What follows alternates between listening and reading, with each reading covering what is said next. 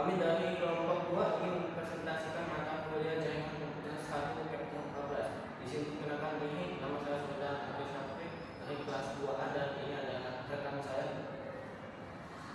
Nama saya Muhammad Alam Fatih dari kelas 2C. Nama saya Lili Cahaya Putri dari kelas 2C. Nama saya Dewa Dari Fatuma dari kelas 2A. Nama saya Bella Ramsari dari kelas 2A. Nama saya Kamini dari kelas 2C. Saya Muhammad Dafal Alvaro dari 2A. Dan di sini kami akan mempresentasikan hasil kerja kelompok kami. Oke. Udah. Di sini saya akan mempresentasikan bagian aplikasi titik 1, transportation of data. Aplikasi 1.1 mode of transportation layer. Transportation layer adalah aplikasi pada model TCP IP yang bertugas menyediakan komunikasi antara aplikasi pada perangkat yang beda. Berfungsi mengirim data aplikasi pastikan data sampai ke tujuan benar, mengelola sesi komunikasi antar perangkat. Selanjutnya pada titik 1.2 transport layer responsibility. Tanggung jawab transport layer mengikuti segmentation, yaitu mengubah data besar menjadi bagian kecil, assembly, menyusun kembali segmen yang dibuat menjadi data utuh, multiplexing, demultiplexing, gunakan nomor mengarahkan data ke aplikasi yang tepat, reliability, memastikan data yang dikirim mereka bisa berurutan 5, mengatur kecepatan mengirim atau menggunakan data olahan. Selanjutnya bagian bagian 1.3 transport layer protokol. Ada 2 protokol utama pada bagian ini, yaitu TCP, lalu juga ada UDP. Selanjutnya pada bagian 14.1.4 yaitu TCP. TCP menyediakan komunikasi yang ada. Ini karakteristiknya adalah ada ribuan handset untuk membangun koneksi, aggregate transmisi jika pakai pilihan protokol atau TCP. Contohnya ada web browsing dengan FTP, memiliki kelebihan akurat dan terpercaya, namun juga ada kekurangan berupa kecepatan yang lambat karena memiliki overhead besar. Selanjutnya pada 1.5 UDP, mengirim data tanpa membangun koneksi lebih dulu. Karakteristiknya nggak ada handshake, nggak ada ACK, nggak ada transmisi, dan overhead yang kecil. Contohnya ada video streaming, VoIP, monogami, DNS.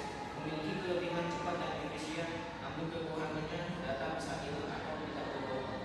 Selanjutnya bagian 14.1.6 transport layer protokol aplikasi. Pemilik protokol tergantung kebutuhan aplikasi. Contohnya ada TCP, UDP. Bandingannya adalah TCP itu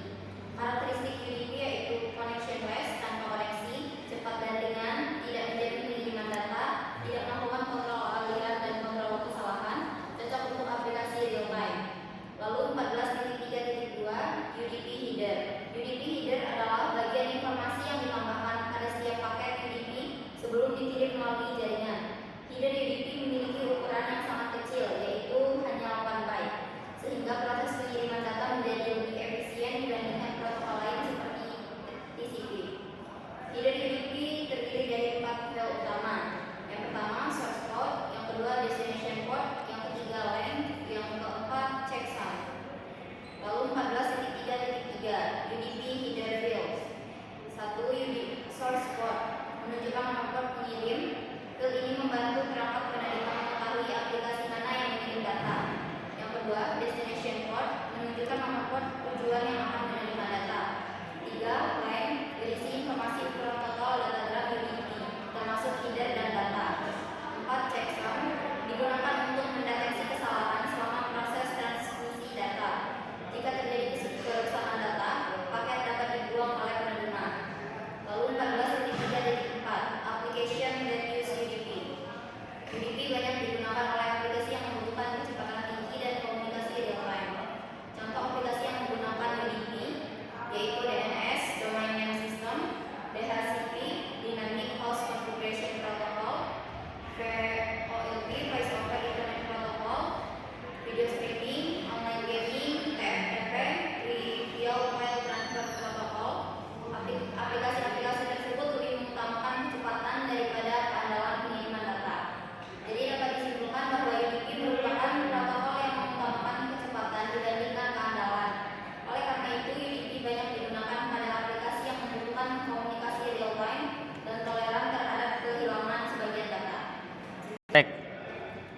Selanjutnya ada 14.4 port numbers.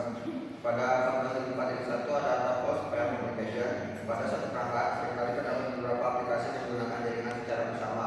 Misalnya, pengguna dapat membuka web browser, mengirim email, melakukan video conference, dan mengubah file pada waktu yang sama. Agar semua komunikasi tersebut tidak tercampur, setiap aplikasi dibedakan menggunakan nomor port. Dengan adanya port number, sistem operasi dapat mengirim dan menerima data ke aplikasi yang benar sehingga beberapa komunikasi dapat berlangsung secara bersamaan tanpa saling mengganggu. Pada 14.4.2 ada soket pairs. Soket merupakan gabungan antara alamat IP dan nomor port yang digunakan sebagai identitas suatu komunikasi. Setiap koneksi memiliki dua soket, yaitu soket pada perangkat pengirim dan soket pada perangkat penerima, sehingga disebut soket pair. Kombinasi alamat IP number, port number, alamat IP tujuan, dan port tujuan membuat setiap koneksi menjadi unik. Dengan cara ini, satu perangkat dapat menjalankan banyak koneksi jaringan secara bersamaan tanpa terjadi kesalahan pengiriman data. Pada 14.4.3 ada port number group. Nomor port dibagi menjadi 3 kelompok, yaitu well known port dari 0 sampai 1023 digunakan untuk layanan komunikasi yang umum dan sudah ditetapkan seperti HTTP, HTTPS, FTP, DNS, dan SMTP dan SSH. Yang kedua ada register port dari 1024 sampai 49151 digunakan oleh aplikasi atau layanan tertentu yang telah didaftarkan pada IANA, tetapi juga dapat digunakan oleh aplikasi lain jika diperlukan. Dan yang terakhir ada dynamic atau private port dari 49.152 sampai 65.535 digunakan secara sementara oleh sistem operasi untuk komunikasi klien dengan server. Port ini biasanya dipilih secara otomatis saat Anda membuat koneksi ke jaringan.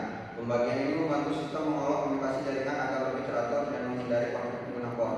Dan yang terakhir ada 14.4.3 the nested command.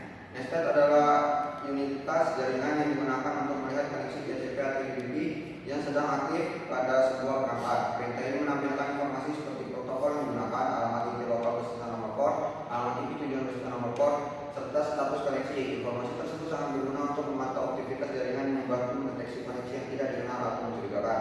Secara default, perintah nested akan menampilkan nama domain dan nama layanan yang terikat dengan nomor port. Jika menggunakan opsi min-n, hasilnya akan ditampilkan dalam bentuk alamat IP dan nomor port secara numerik sehingga lebih mudah dianalisis. Di sini saya akan menjelaskan tentang TCP Communication Process. TCP Transmission Control Protocol adalah protokol yang memastikan data dikirim secara adil, berurutan dan bebas kesalahan. Proses komunikasi TCP terdiri dari 3 tahap utama. Yang pertama, connection establishment. Klien dan server membangun koneksi melalui pertukaran pesan. Lalu yang kedua, data transmission, data dikirim dalam bentuk segmen, diberi nomor root dan dikonfirmasi menggunakan ACK. Lalu yang ketiga, connection termination, yaitu setelah pertukaran data selesai, koneksi ditutup melalui pertukaran pesan, PIN dan ACK. Jadi kesimpulannya yaitu TCP menjamin komunikasi data yang stabil, andal dan interoperable, sehingga banyak digunakan pada layanan seperti web, HTTP dan HTTPS. Selanjutnya saya akan menjelaskan tentang 4.6 yaitu tentang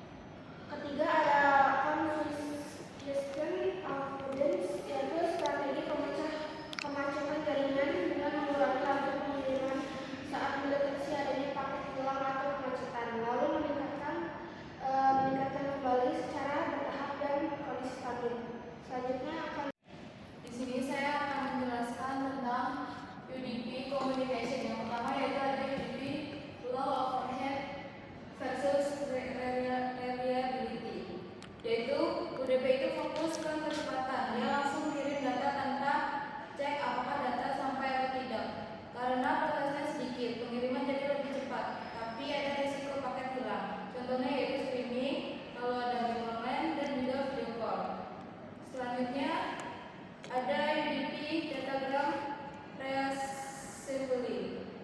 Kalau data dipecah jadi beberapa paket, UDP cuma mengirimnya. Urusan menyusun kembali paket-paket itu dilakukan oleh perangkat atau aplikasi yang menerima. Contohnya yaitu ada video online, lalu aplikasi akan menyusun paket video yang diterima. Selanjutnya ada UDP Server Process and Request. Server UDP cuma menunggu permintaan dari klien. Begitu ada request masuk, server langsung memproses dan mengirim balasan tanpa membuat koneksi terlebih dahulu. Contohnya yaitu DNS server yang menerjemahkan nama website menjadi alamat IP. Lalu yang terakhir ada UDP Client Processor. Klien mengirim permintaan ke server dan tidak menunggu konfirmasi apakah data diterima atau tidak setelah dikirim. Tugas UDP selesai. Contohnya yaitu komputer meminta alamat IP suhu website ke DNS server.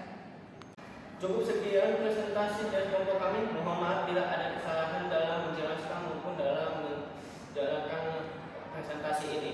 Kami akhiri. Wassalamualaikum